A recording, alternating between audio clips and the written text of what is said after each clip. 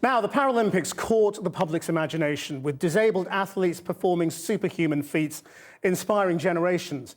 But not all amputees can run like Oscar Pistorius. As part of our Legacy to Stand on series, Channel 4's Paralympics presenter, Daraine Mulvihill, has been hearing how many ordinary amputees struggle to get a leg that's adequate for even basic walking. This summer, the sporting feats of disabled athletes amazed the world. When Paralympic superhero Oscar Pistorius was unexpectedly defeated, the spotlight was placed on amputee sprinters' blades. You can't compete straddling. You saw how far he came back, so yeah, we're not racing a fair race. Sporting technology is now so sophisticated, some people think running blades give amputee racers an advantage over their non-disabled counterparts. But off the running track, that's far from the truth. This was teenage amputee Kieran Maxwell's Olympic dream. It was like the best ever. It was amazing how I got to hold something that everyone has dreamed of touching before.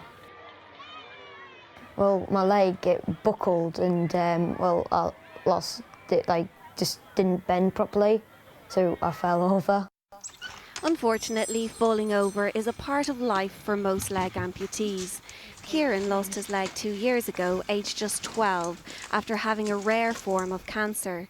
The operation to remove it saved his life, but the prosthetic the NHS offered has not given him superhuman powers. With this leg, all I can do is just walk with it. A 13, 14-year-old child wants to be out running. They don't want to be walking slowly. They don't want to be taking things easy.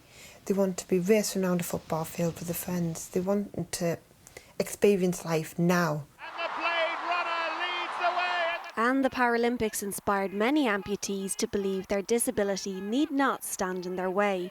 Since the Games, there's been an increase in people inquiring about running blades. But the reality for most amputees is that it's a struggle to get just basic walking legs. As an amputee myself, I know I've had problems like legs not fitting, feet breaking, and even recently having to superglue bits of a leg back together. The most advanced artificial limbs can cost up to £50,000 each. But according to one recent government report, the NHS spends on average just £900 on a new amputee in their first year. So perhaps there's many other people having similar problems. I'm on my way to meet others who share my and Kieran's frustrations. How long would it take you to get 4 years ago, Carol Fawshaw lost her leg after coming off her motorbike in Northumberland. She'll always be grateful to the NHS for saving her life, but she's less than impressed with the prosthetic service they offer. But the width between your leg and that socket is huge. Yep. Oh my gosh. There's a lot of gap. You could almost fit a half an extra leg into that socket. Yeah, it makes it really difficult to walk on because you've got a lot of. So surely that would cause your skin to break down a lot easier.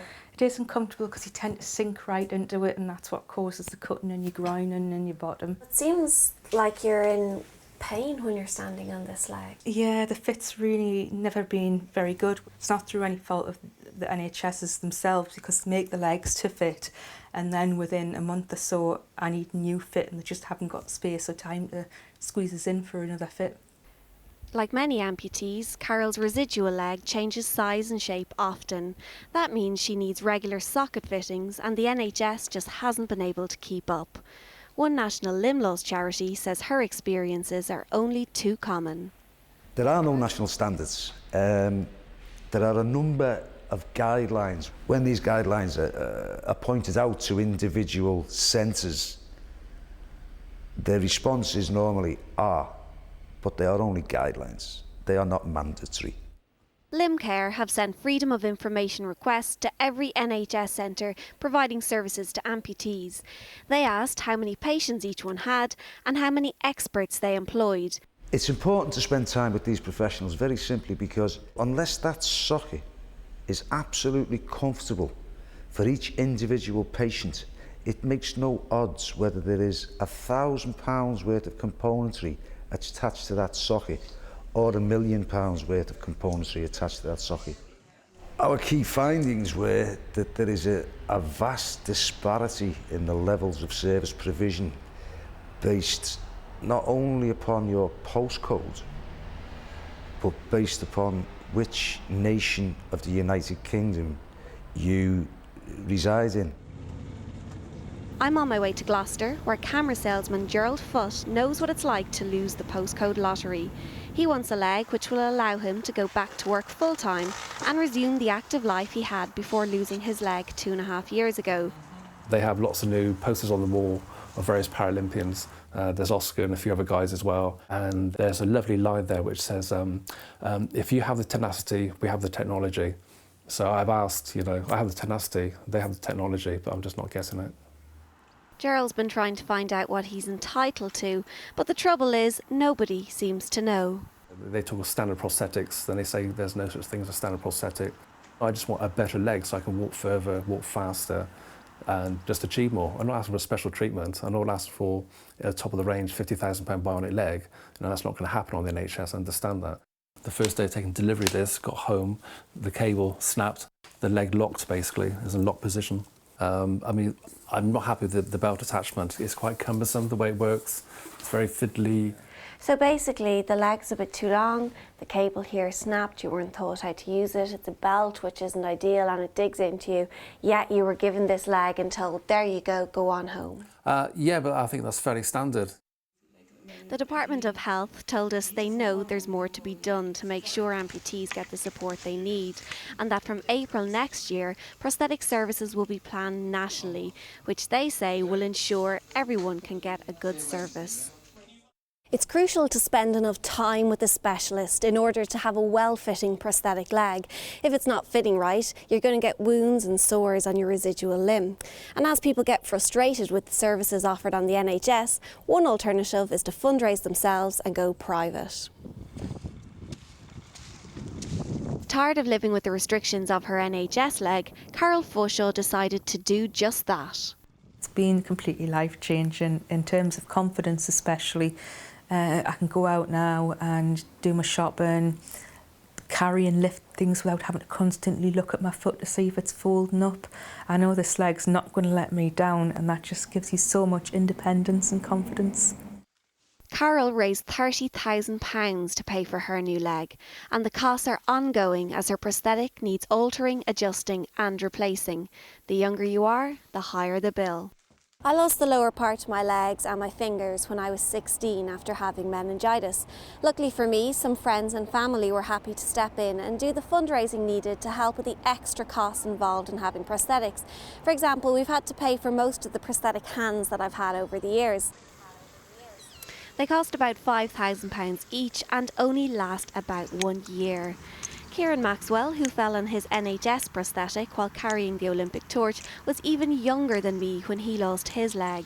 But his luck's improved. Lottery winners Colin and Chris Weir heard about his situation and offered to pay for a much more advanced prosthetic.